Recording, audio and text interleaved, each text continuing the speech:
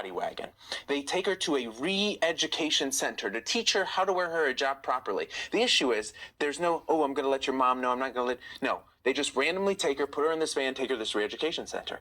So there's reports that during this time, she gets raped. She's beaten, in 3 hours after she's in custody of them, she collapses. That collapse leads her to go to the hospital where she's in a coma for 3 days, and after 3 days, she's pronounced unalive. The government comes out and they're like, yeah, she had heart conditions. And her parents are pissed. They're like, no. And her parents are pissed. Nothing wrong. She had no heart conditions. UN sends someone in, and they deem that it's foul play. And so that really, really upsets the people of Iran. And why? Well, because the last time I went to Iran was in 2017. And my mother was one of the people who got bothered by these morality pleas. When you have a rule that allows you to pick on whomever you want for not wearing a hijab properly, and no one's wearing a hijab properly, it lets you pick on whoever you want. So in this case, a young 22-year-old pretty girl gets picked on for not wearing her hijab case, or in mine, a white woman with blue eyes gets picked on. When you have rules like that, it just lets these people do whatever they want. And so the Iranian people are like, okay, you've been bothering us for 47 years, and we've been okay with it. It's one thing to just yell at us, take us to, it's another to grape us and unalive, and we're not okay with it. So that's the catalyst of this movement. They call it the Women, Life, Freedom movement. And so this is the first time that the Western media did a really good job at showing the oppression that the Iranian people are dealing with. And it led to a lot of protests. And during these protests, the women were going out and not wearing their hijabs. But then you have the IRGC, the Revolutionary Guard, implemented in 1980 by Khomeini to literally prevent the government from being overthrown. So when they see a bunch of women breaking the law by not wearing a hijab, they start acting. Internal reports say that there are 1,500, 2,000 unalives. There are countless reports of people inside buildings, people with heavy AR weapons, inside buildings firing off at protesters. We had a protester on 3 or 4 days ago, a 16-year-old girl who went out on the street and actually got hit by one of these projectiles. This is a real thing. Unfortunately, it kind of fizzled out. And it fizzled out in the sense that what can the people do unarmed?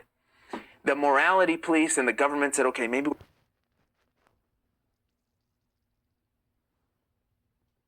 we'll be like a don't ask, don't tell. We're not going to go look for you inside malls. So, maybe you're okay on private property, but you better be wearing it in front of these morality police. So it's not like things settle down.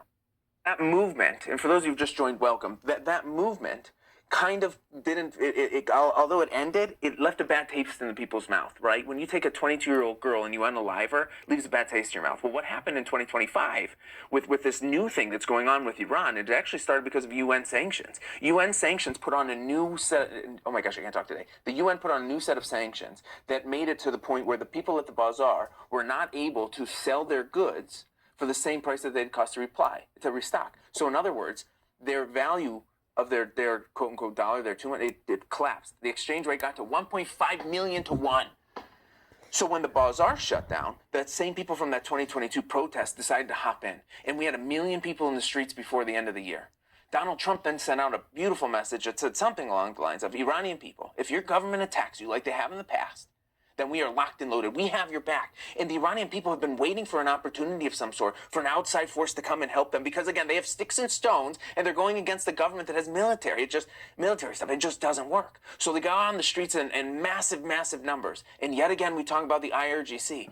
These revolutionary guards, when you have 1 million people in the street protesting, saying they want the Shah back, and saying unalive to the dictator, well, the IRGC is going to intervene.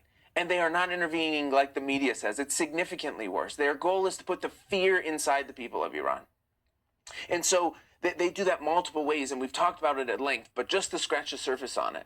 They start using live rounds on protesters. There's reports that 26,500 people become unalived in a single day. This is the government's anti-protest suppression people attacking their people with live rounds. They're just trying to put the fear in. They start putting people outside of hospitals so that if you get injured, you can't go in. We had someone who we spoke to in person 3-4 days ago saying that you couldn't trust the hospitals because some of the doctors who were in cahoots with the government were quite literally poisoning patients. This is not all just one person saying it. This is what's happening.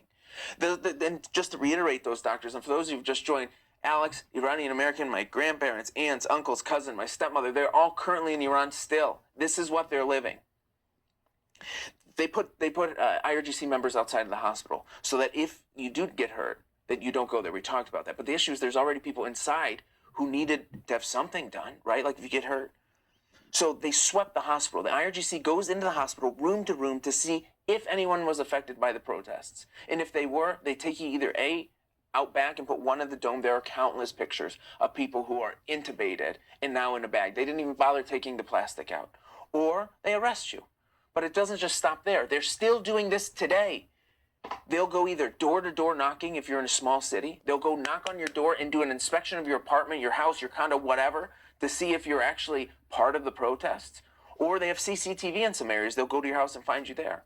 So it's absolutely sickening. So because of the oppression that the people are dealing with just in the last 2 years, it makes complete sense, logically, why the U.S. and Israel attacking these IRGC members is not offensive to the Iranians. If anything, they're appreciative. Now, are they appreciative that their stuff is getting hit, that the cultural sites and that there's casualties? No. But I think for the most part, they understand that there's going to be a cost to get this regime out. So what I'd like to talk about today is a little bit different. We didn't hear much about the Basij, and I think it's a super, super important statistic that has zero information on it. So for those of you who don't know, there's two militaries inside of Iran. There's the Artish. The Artish is the main military. They're like, think of them as like the army. They are the border police. They are truly the army. But then you have the IRGC, which is called the Sepah in Iran. Their real goal is not to protect the people of Iran, it's to protect the regime. So the Artish, think of it as like they protect the people. The Sepah, the IRGC, their goal is to protect the regime. Within the IRGC, that you'll hear numbers, there's 150,000, fine. There's also a Basij force. And that Basij force I hardly ever hear about it on the news, and it's so important. These Basij forces actually a division underneath the IRGC. This happened in the late 2000s. So they are technically underneath the IRGC. They're unorganized, though, in the sense that they're not unified. So the way that these Basij people, think of it as like almost like within your mosque or within your school or they're like organized groups. And these groups actively recruit young kids. So it started off in 1980 with Khomeini, the leader, basically finally getting the ground. And during this whole protest of getting rid of the Shah, he said, listen, we need to have a 20 million man army. That was the term, 20 million man army. With the logic being like, hey, if you're part of this 20 million man army, it just means you support what we're doing. Well, that 20 million man army started to transition. So at first it meant, yeah, I support this movement. Then it started to get a little different. Why? Well, the oppression started. So let's put yourself in the shoes of an Iranian in 1979. You overthrew the Shah because you had all these fake promises. You're going to get your freedom of religion and the women are still going to be free, but we're going to have our morals in check and you're going to get free gas and you're going to get truly a democracy. Guys, you're going to get the democracy you wanted. It's great. So you kind of fall for it. Well, then the oppression starts hitting. So you're like, wait a second, this isn't what we signed up for. And you're part of this, quote, 20 million man army because you believed in the cause. But then people don't realize Iraq started invading inside Iran, which was a beautiful thing for Iran in hindsight. And the reason is because those people who are freshly now those people who just got rid of the Shah and are now starting to be like, okay, this is the Ayatollah, we're realizing that these guys are oppressive, now have an outside enemy. That outside enemy is Iraq literally invading inside Iran. So now it's like, hold on a second, hold on. We don't like our current government already. However, we sure don't like another country coming into ours. So it kind of lets you put your thoughts aside and focus on this enemy at hand, which is different than today. Very different than today. So these Basiji forces are finally, like, they really unify themselves. They're saying, okay, you know what? I don't even have to totally like what the government's doing, but you know what I for sure don't like? I don't like the Iraqis coming in and taking our land. And so this is around the time where the 20 million man army came into effect. And that war did a couple things. It made it really easy. Everyone was already half a Basiji, right? The training was readily available at the schools, at the mosques, etc. And what they did, which was sickening, is they started recruiting young kids, right? And that young kids they used in the human shield, and we're about done with the Iraq war, the human shield concept, which was sickening. They'd recruit all these young kids who are untrained. And they'd say, okay, Iraq, I'm just making it up. There's a turret over there. They would send human waves of people, 300, 400, 500 young kids to go run over so that finally one of those kids would be able to disable the turret. So they're sacrificing 200, 300 people. And I say kids, 13, 14, 15, 16. To finally take that turret. That's what these Basij forces were known for. And so we're just scratching the surface on why they're important. These people were literally used in previous wars as just targets to empty rounds on. So there's for sure a force to be reckoned with. So another big misconception within this Basiji group, there is a chain of command. So there's a hierarchy. Remember, they report to the IRGC, but within the IRGC, there's also levels to it. And the reason I wanted to say that is that, look, there's organization to it. It's not like just Joe Brown and 15 people saying, yeehaw, bringing pitchforks. No, there is some level of organization to it. The size of them is TBD. According to the Iranian government, there are 20 million of them. I want you to think about this. It's clearly wrong. According to the Iranian government, there are 20 million Basij forces. 20 million. Okay, that's absolutely insane. Real estimates are showing that there might be 2 million that are, quote, registers, which means at some point, some way, some shape or form, someone gave their name, they said, okay. Then you have the reserves. So if we go like the people who are probably not anything, then we go one step. They're the reserves. They're the ones that are expected to be called upon if ever they were needed. That number is huge. That estimate is 600,000. Then you have the active ones, the ones that are currently out patrolling. We're going to talk about a day in their life. That number is still ridiculously large at 200,000. So we hear about the IRGC, 150 to 200,000 of them. We have another 200,000 of these Basij forces, which are primarily there for religious reasons. These are volunteers for the most part. The IRGC, at least you get paid pennies. Here, you don't get paid anything. So, without question, these guys are going to be really hard to get rid of if there's a regime change, right? They're going to be incredibly difficult to get rid of. Now, let's just talk about the sheer bases while we're talking about the size. There are 54,000 Basiji bases, 23,000 of which are inside of Iran. That's an incredibly large number. That's what I'm saying. We cannot ignore this. It's huge. So we talked about the tiers a little, but within that, there's training that's required for each of the tiers. So we talked about those 3 million, 20 million, according to Iran, number of people that, hey, Rosie, 20 million people that are active. In order to be active, you needed to essentially go to a class. Like you go in, you hi, that's it. But I'm sorry, that's regular. Then to be active, you had to go through a 6-month training course. So 6 months, like you're somewhat committed, right? That's not a walk in the park.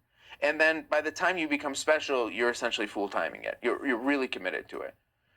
Trust me, bro, just one more regime change in the Middle East. Yeah. Okay, so I'm going to keep going. So who joins? Well, they recruit. And I think it's super important to realize that these Basij forces, and we're going to talk about it a little later, are really integrated within society.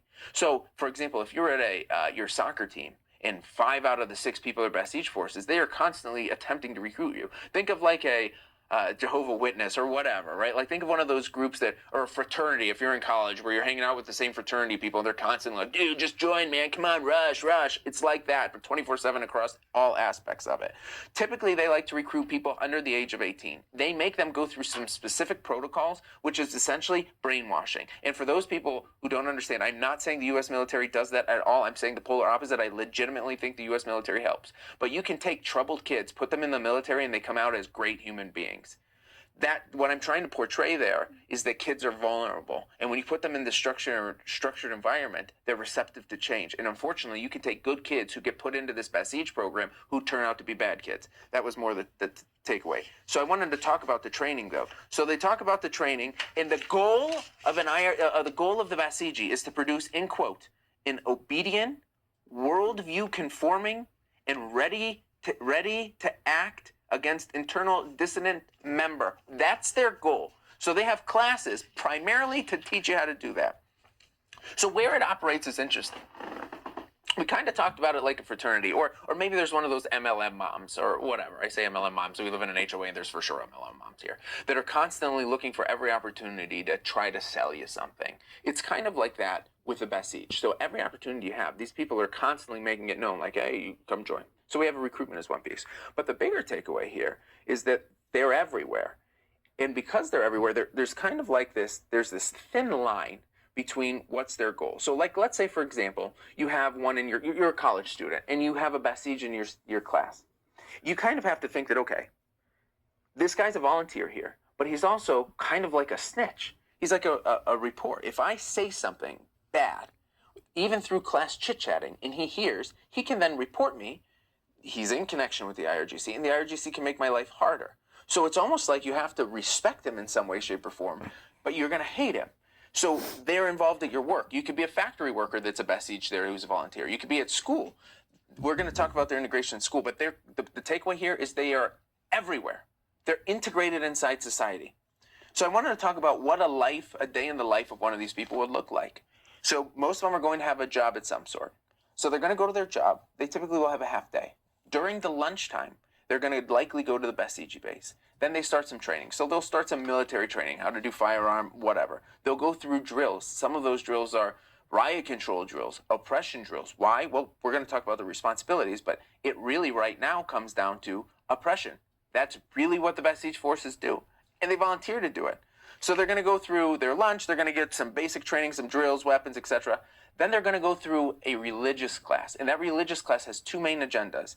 They want to instill loyalty within the system, and then they also want to help you understand what the threats are from their perspective to destroying the system. You have to remember, it's engraved within religion.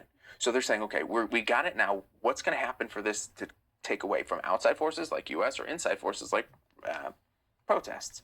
So that's the day in the life. So basically, they go to work, then they go to the Basij base, and they're there for the rest of the day. They do military-ish stuff, but they also do religious training. Okay, so now we kind of talk about their role. Before, they were kind of volunteer soldiers to just take stuff in Iraq, take rounds in Iraq. Now, though, they're really used for their protesting. The big thing that we started off today was this Women Life Freedom movement in 2022 with young Mahsa Amini. So these Basij forces were really, really active there. They literally make checkpoints, posted videos about them. There's checkpoints with 12, 13, 14-year-old boys with rifles doing checkpoints to make sure that people are following the rules. That's their thing. They'll literally take a road by their mosque. They'll shut it down and inspect every car like a DUI checkpoint. They're responsible for that. They're responsible for the hijab control, for the morality control. Another thing that we never talked about on this live, and I don't know how, it is not legal to date inside Iran. So you should not be a man and woman holding hands unless you're married, right? So they're also basically the official C blockers of the country, if you catch my drift, which is interesting. So they'll go around it. Interesting fact, if you ever do date someone, which happens all the time, and you're out in public and you get caught, they separate you and they essentially interrogate you. So it's like, what's one of those game shows? Not Family Feud, one of them where how well do you know your wife? It's like that. Now that they have cell phones and stuff, it's a little bit less game showy and more scary, but before it was. So I thought that was interesting. Fun story. I was with my cousin on a date. I was young and cute, probably, I don't know, 6 or something, 7. And my cousin used me as like, hey, I'm bringing my little American cousin. He's cute, isn't he? And so they took me to a park or something, and they got caught over there. And I just remember being absolutely confused. And I don't remember what happened, but I do remember that incident. Anywho, so why is the Basiji feared? Well, they're feared because they're there for volunteer. That's the first thing. But secondly, they're integrated in the culture, and I cannot explain enough. I want you to just really think about this. Your coworker, picture if you essentially had a camera on you at all times of your life, and if you made one mistake, you get snitched up. That's how it is. There's no identification card. These Basiji people don't wear a badge that say, hi, I'm Basiji. Anyone could be. So you kind of have to know people before you can start running your mouth, which is good if you think about the suppression, right? You don't want people just voluntarily talking bad inside colleges and classrooms trying to get a rise out of people. And because one of those people could be Basij and not tell you whom, you don't. So it's like a built-in suppression thing. The engineer of this was brilliant as much as I hate the son of a gun. So they're on campuses. They have student organizations on campuses, right? So that means that now they kind of have a group where they can, and they have a group where they can connect with each other. And they also have a group where they're like monitoring each other to make sure that everyone's being monitored. And on top of that, the professors in almost, I want to make sure I'm not lying, in every one of the major universities inside of Tehran at least, they have lecturer Basiji organizations. So they have professors within the university to make sure that the professors aren't saying anything that they shouldn't say. So they manage the daily behavior and ideological conformity of the university. So like they're even integrated at schools. Think about that. So we talked about the children, and it's really sickening, but if you don't believe, there's a video up there. They started recruiting, the IRGC officially started recruiting at the age of 12. The Basij has been doing it far, far younger. They take whatever they can get. Okay, now why would people join the Basij? That's the real question. Now there's a handful of reasons, and there's some perks. So social pressure, right? If everyone around you, social pressure. It might be, I actually had a beautiful list written down. It might be because you're poor.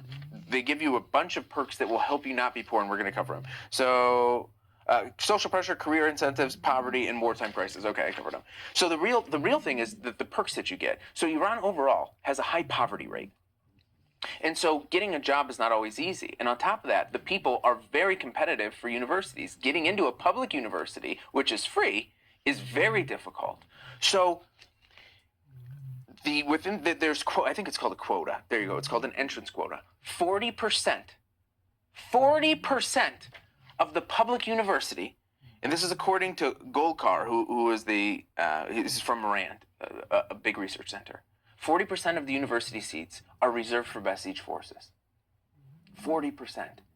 Now, there's private universities, so if you can't get in, you could always go to a private university. They're not as respected as public. But that's a huge perk. So if you want to go to college and you're not a genius, well, you have a far better chance on using one of the 40 seats, about 40% of the seats. The other thing is they get access to better loans. They get university, we talked about it. They get employment housing if you're part of the government. So there's a lot of perks that would incentivize people to do it. So overall, I wanted to spend some time today, help you realize that no one is talking about this. Getting rid of these guys is going to be equally as difficult as the IRGC, if not more so, because these guys are volunteers. At least the IRGC, they get paid. So, that's what I got. Welcome, everyone. Welcome, Jules. Sorry if that was a boring one, but I think it's important that we went through it. All right, we got a guess. Teddy. Yeah, the regime change is impossible. We'll talk about that, Nico. I don't think it's impossible. That's some good insight on culture. Thanks, Tim. Teddy, I'm trying to accept it. All right. Teddy, it's out to you. This is great information. Thanks, kiddo. I was supposed to go live an hour ago, but then I couldn't stop reading on them.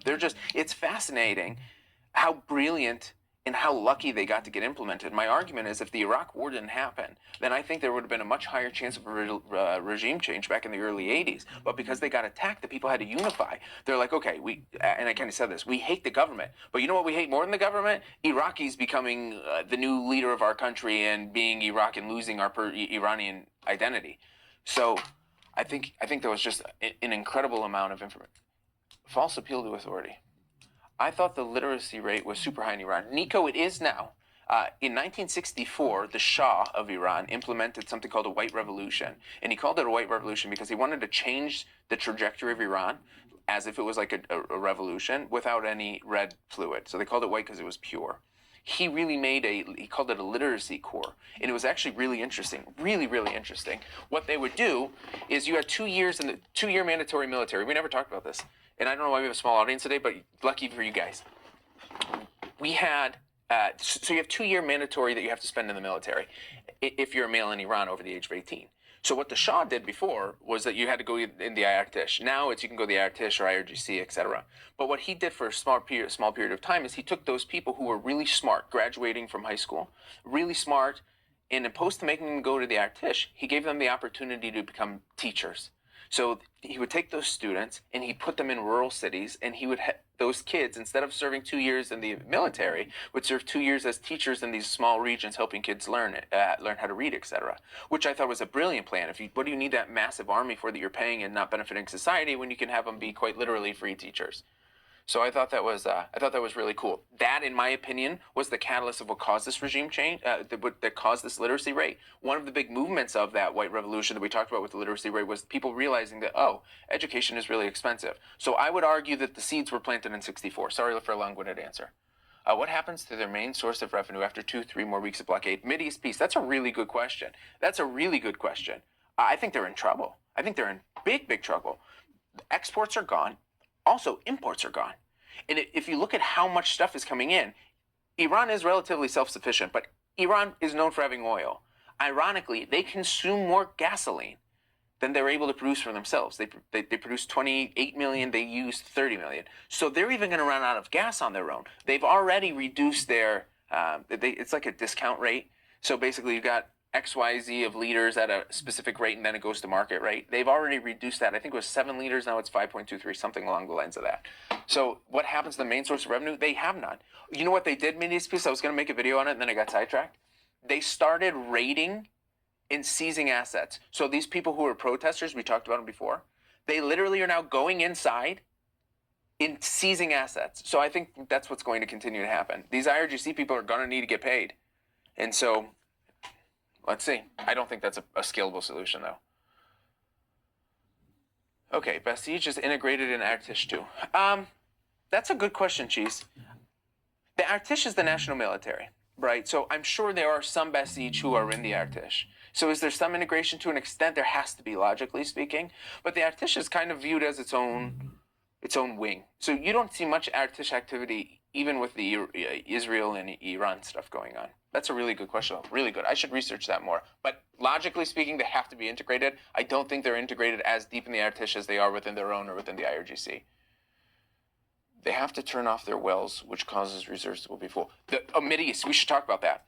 So basically, all of their tanks and whatnot are already full. There's storage tanks on the water.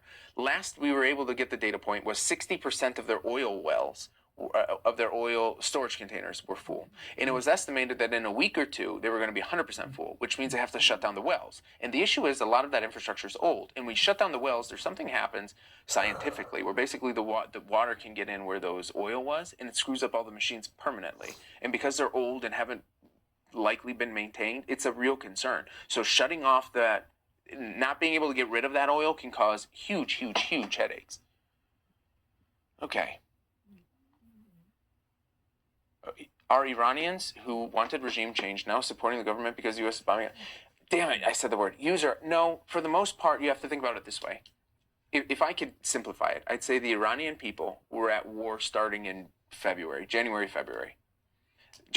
not February.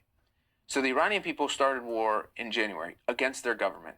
The U.S. and Israel also started attacking the government in February 28th. So I wouldn't view it as, oh, we hate our government, but hold on, now U.S. and Israel is attacked, we have to unify.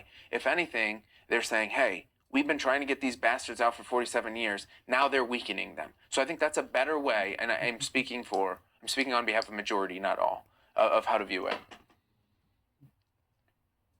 Israel already admitted to being involved in the protests. The protests with 3.5 million people on the streets.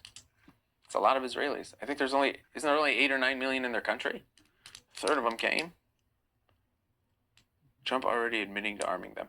He did arm them. For sure he did. And he claimed that the arms got intercepted, but I'm seeing so many videos, more and more every day, of these quote-unquote immortal guards. The Shah called on them as immortal guards, but basically these little militant groups inside Iran that are just picking apart the Basij and IRGC. So I think that they were armed, and I think that they got them. But I'm not entirely convinced that the protests were Israel. Okay, do you think Iranians can take back their country? Sailing, let's think about that for a second. What happens if they don't? They're going to go back to a government that is going to be significantly more oppressive. Think of first of all, there is essentially a civil war happening before February 28th, to some extent, at least the start of a civil war. So the government and the people hate each other. There was 45, 50, 60, you name it, number of unalives where the government was attacking the protesters, and the people are not going to forget that at all. At all. So you have these protesters who hate the government, and now the government who hates the protesters because the protesters are and were picking and chanting bad things about them. So if this government remains in control, it is now abundantly clear that the people hate them. And these guys are not going to be safe, right? So I think I'm doing a poor job explaining it. But basically, now the guards are going to have to be on really high alert that they are wanted and hated by the people. And if they make one mistake, if they turn one wrong alley by themselves, that they're probably going to be unalived. Because of that tension, it's going to make hatred happen. And when you have hatred and power, then it gets really ugly. So long story short, if the Iranian people don't get a regime change, they're going to deal with a government that is 10 times worse than what they had, for sure. For sure it's going to be worse. So do I think they're going to? I think they're going to try. And I think Pahlavi is the opposition leader. I think he has a plan. He publicized what his plan is once the regime falls. It's going to be the Iranian people pick your government and then pick what type of government you want, then let's set it up and run with it. But I think the people are going to try, and I think they will. And I think the Artish is going to be one of the big key factors of it. In 1953, the Artish backed the opposition. And in 1979, they declared neutrality. So the Artish has done that multiple times. This time, though, when the Artish does whatever they're going to do, the IRGC and the Basij forces are not going to, there's no way they're going to switch sides. So I think it's going to end up to be an ugly civil war. Okay. All right, what else? They are unaliving people who protested. Miller, they are. There were more public unalivings in 2025 than there were since the 80s. And they're still, today was the first time that they did a woman for protesting. A woman. How are we supposed to believe you when you're sitting in a gaming chair? Well, the good thing is everything I said today, you could research on your own. And if you message me, I could even give you a copy of my research with the sources there.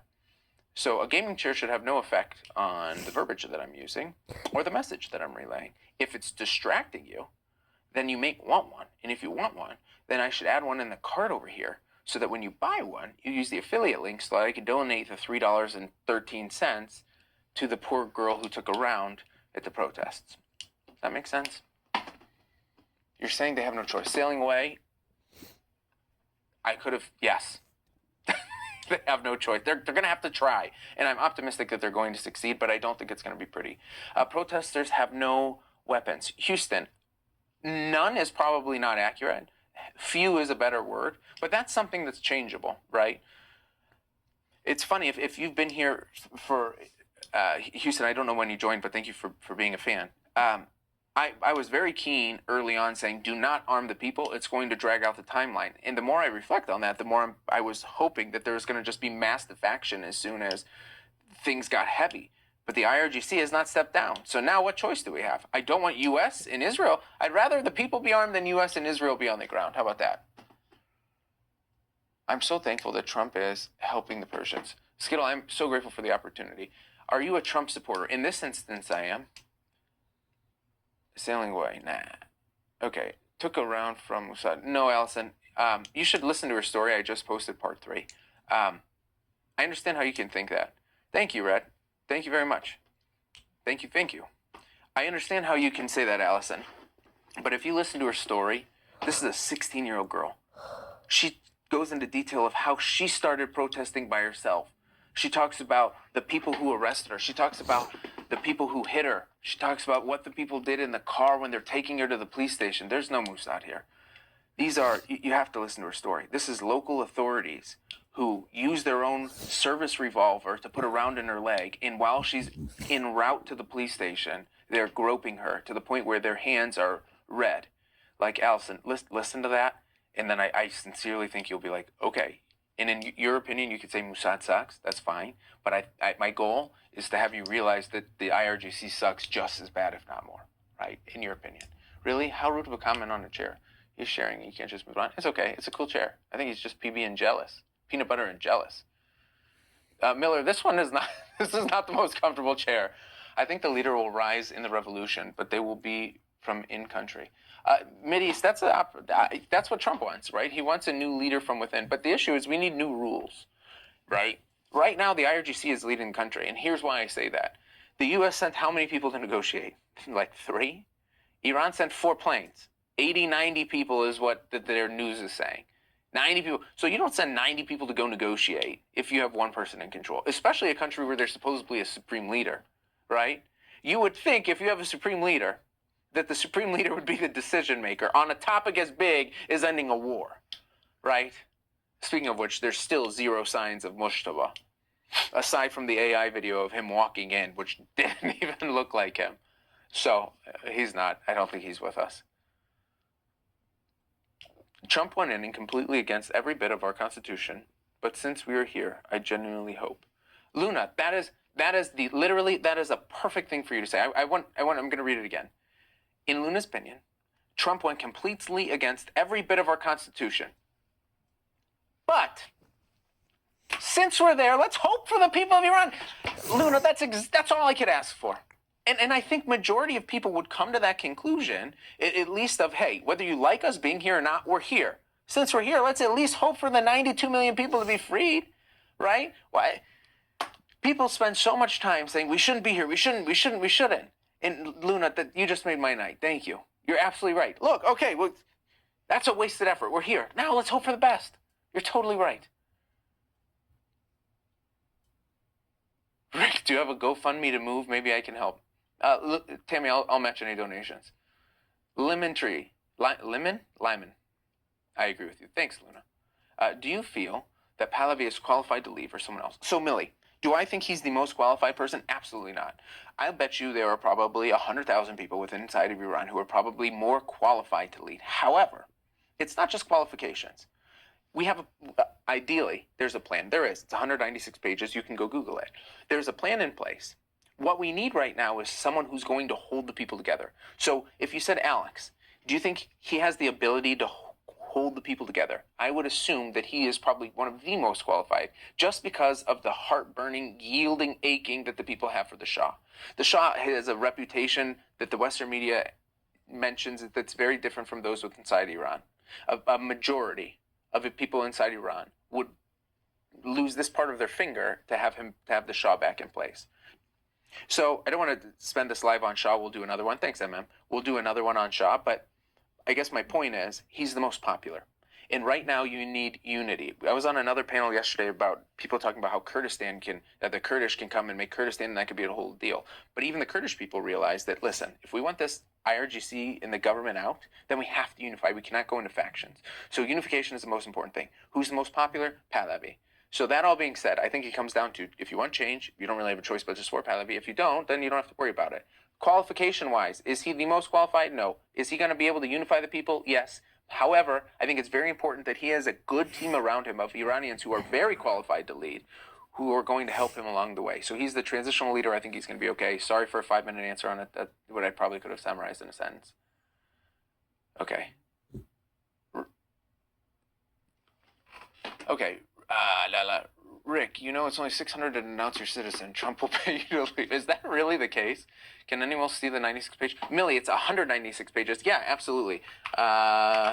It's not hard. It's called the Prosperity. I'll give you the link. Prosperity Plan. It's very easy to Google. And it's written in common English. It's long.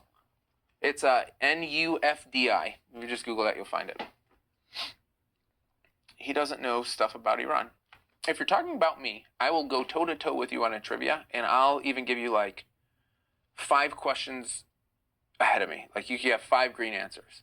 Or you could have 5 lives, I'll have 1. I'll beat you in an Iranian trivia, for sure. Okay. Everyone, please tap thank you. Are you Iranian? I am Iranian. Bala agha. Irani hastam. Osama. Rick can't read.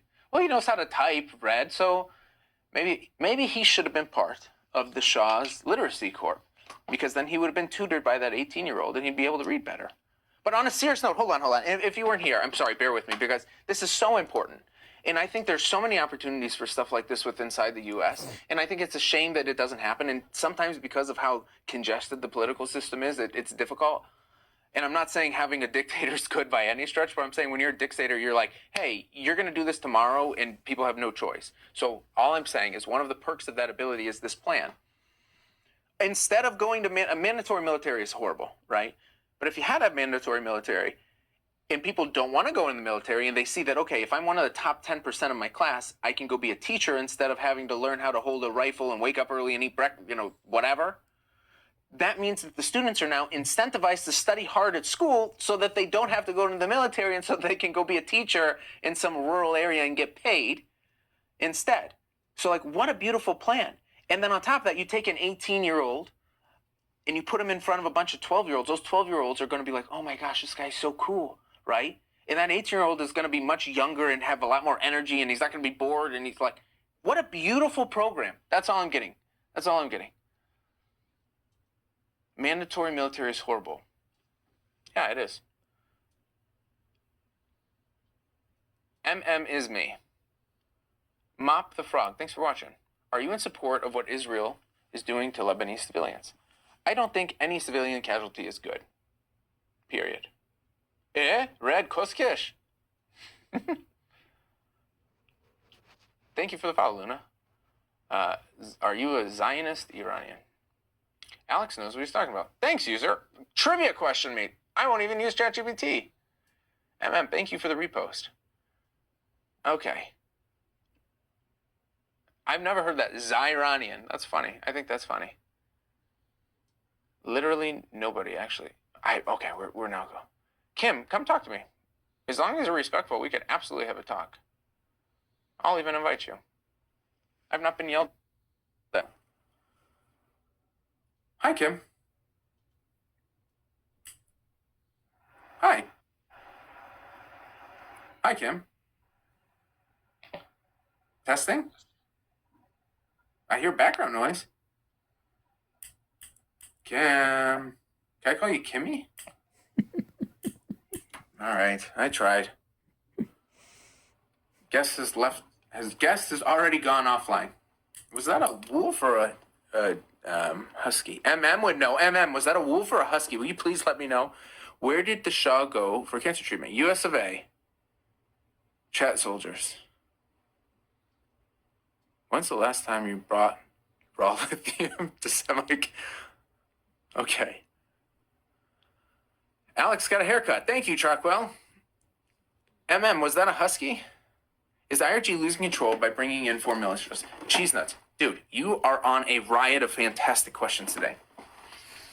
Interestingly, I've been posting videos of how there's been small, I can't even say small, 100, 200 people, groups inside the heart of Tehran waving Iraqi flags speaking Arabic.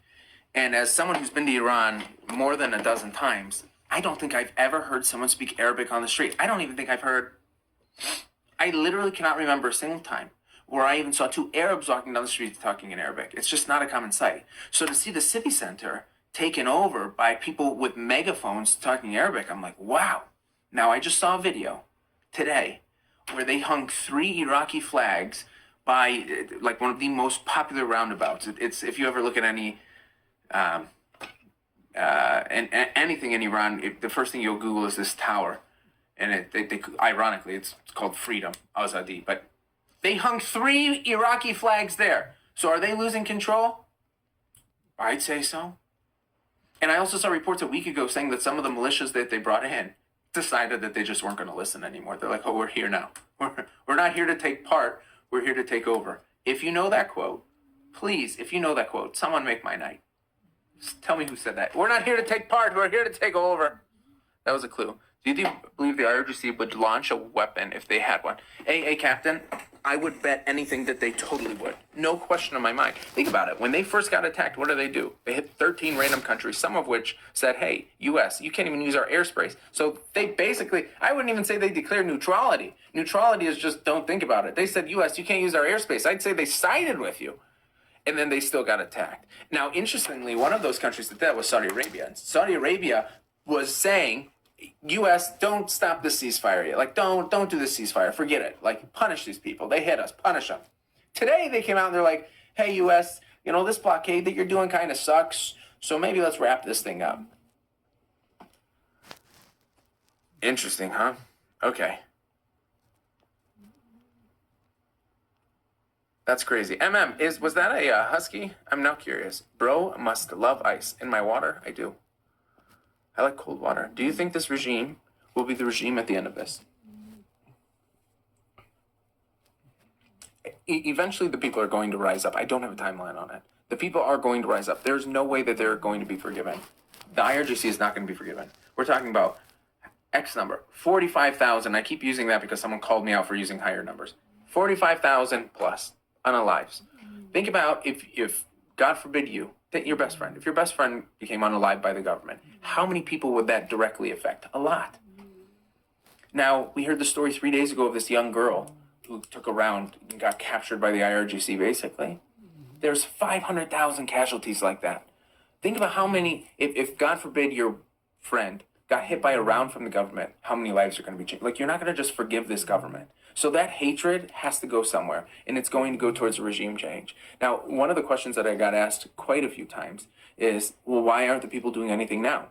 And Pahlavi is the opposition leader, is the one who told the people to go to the streets beforehand. And I think he has a little bit of remorse for what happened, being that all of those unaliving happened. So I think he's being very hesitant, or he wants to be very definitive when it comes time for the people to go out, because he doesn't want more red stuff on his hand. Unlike the IRGC, who not only doesn't care, but does it.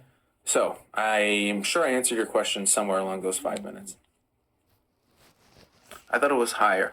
User, the numbers that I'm hearing from the inside are much higher than 45,000. I started saying 100, but then people would just focus too much on that number. And whether it's 100, whether it's 45, whether it's 25, those numbers, for the sake of this point, are the same. So I just brought it down to 45,000 so people didn't. That's not a foreign number. Trump says it all the time. Pahlavi says it all the time. They say if not more, right? That's that poor girl, right? The U.S. police unalive 1,000 people per year. Rick, that's a lot. The Iranian government, the IRGC, did 26 and a half times that in a day. They doubled that for just public unalivings. They doubled that for public. So if your point is that America's horrible, then I would challenge you, right? Why use kids? Michael Scott. First of all, I love the name. The Office is literally one of my favorite shows. It's horrible. Why use kids? There's no logic. You don't use kids because you like kids. You're in the Epstein files if you like kids. That's a sick joke. They're desperate.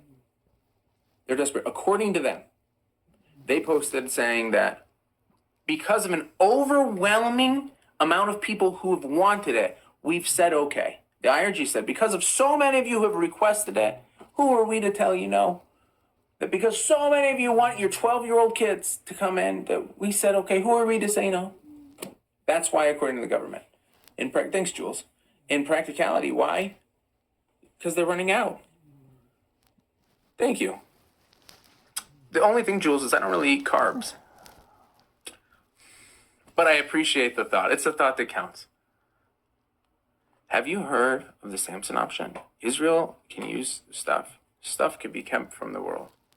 So I don't want anyone to use that and stuff. Let me introduce you to my little friend. But that's not, we're not here to take part. That was Conor McGregor. Pamela, you said it. Conor McGregor. Thank you. That was Mr. McGregor. All right. We're still behind. Why can't Iranian people know the difference between Iran? Why can't people know the difference between Iranians and Islamics? You know what? 1 John chapter 4, verse 20. I don't know what that is. You should type it. That all being said, I think the difference is even easier. I think you just need to differentiate between the Iranian people and the Iranian government. And then I think you're going to accomplish what you just said. Because the vast majority of the Iranians are not very ultra religion. And I say that because there was a statistic. 48% of Iranians admitted to consuming alcohol occasionally. And you're not supposed to drink alcohol if you're a Muslim, right? So I don't think they're very religious overall. I love the UFC. What could I say? Pamela, you should message me and I'll tell you something cool. Do you see how the U.S. caused this problem, right, in 1953? Creo, I am very well aware of 1953, but the U.S., do you want to come up and talk? We can talk about that, and I think it's an interesting story. I've had no requests today. Not even Rick wants to come up and yell. Not that I give him a chance, but I believe in the Iranians. Thank you, 1 John. Okay, you're free to leave. I don't want to leave. I'm happy. Sweet. Okay, just to answer your question, since you didn't want to come up, I thought we were going to be new best friends. That's fine. We don't have to be best friends. I have plenty of friends. The U.S.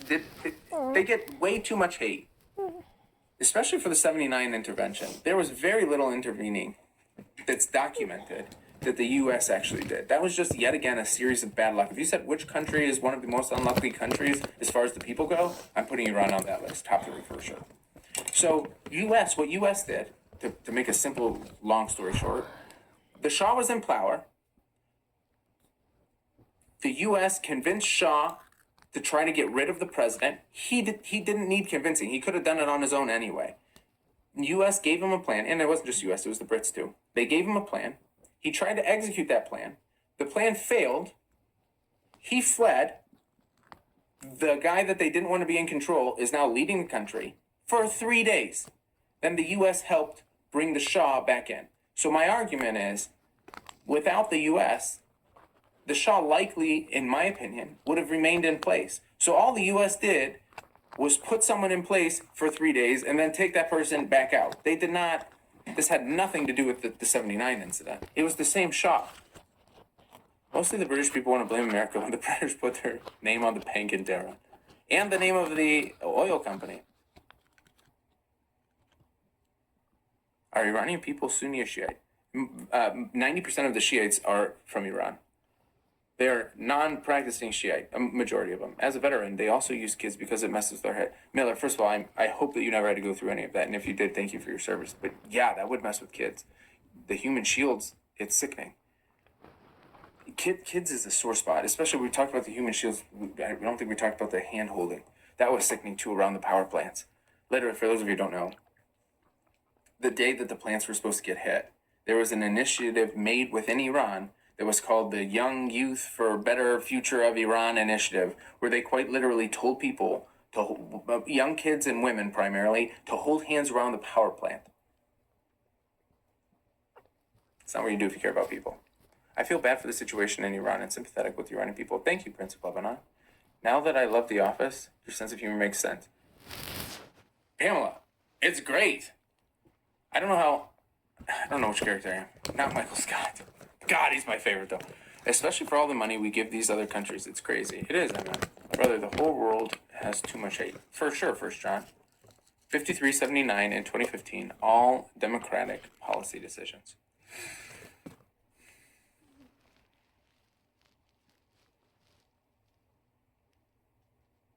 I think I just need to know what your definition of democratic policy decisions are.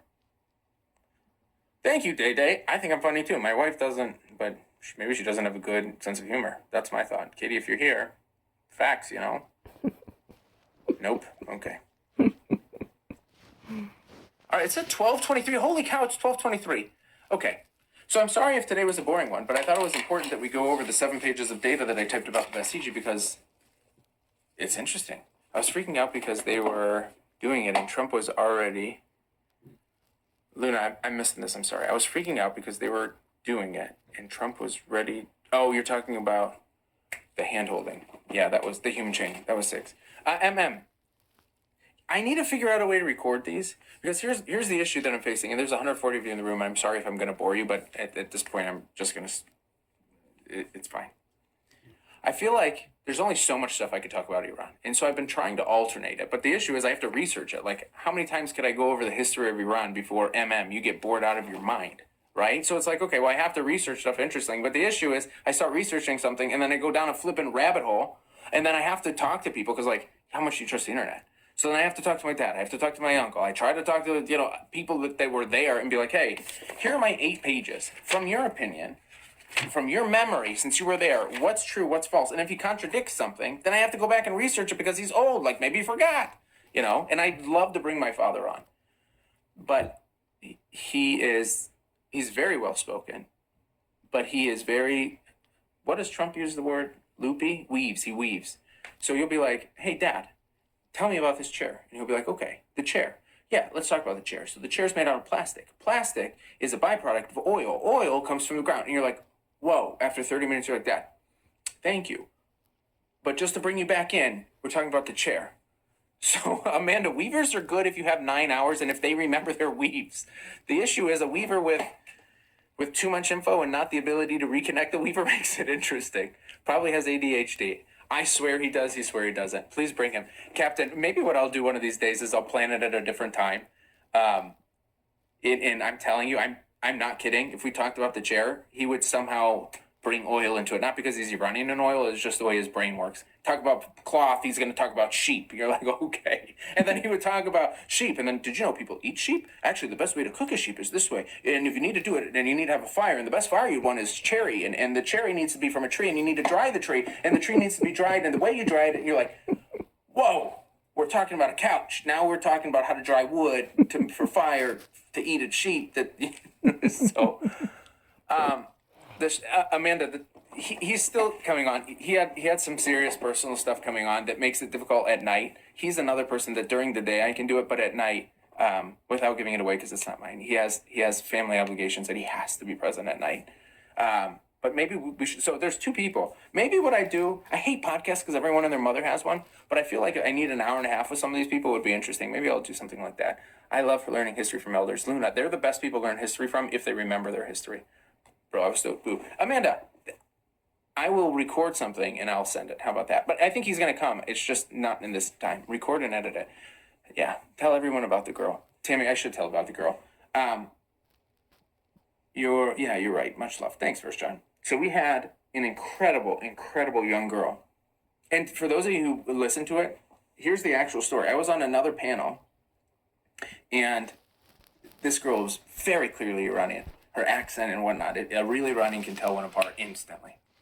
And so she was on a panel with a bunch of people from a different country, and they were saying, "You're not Persian, you're not Iranian, you're not Iranian, no Iranian," things like that. And she very clearly was, and she was just being overruled on that panel. She didn't get a word out.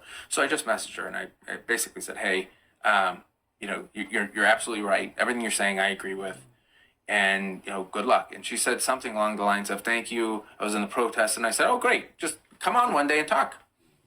And so she started telling her story, and that was the first time I heard her story. So I had no idea. I was expecting it to be like a relatively 5-minute story of, "Hey, I'm from Iran, here's the thing." And it ended up turning into like an hour and a half interview of this young 16-year-old girl who goes out to protest by herself, sneaking out. Then she talks about the details of like, because of the Basij, you can't really announce that you're going protesting. You don't know who you can trust and who you can't.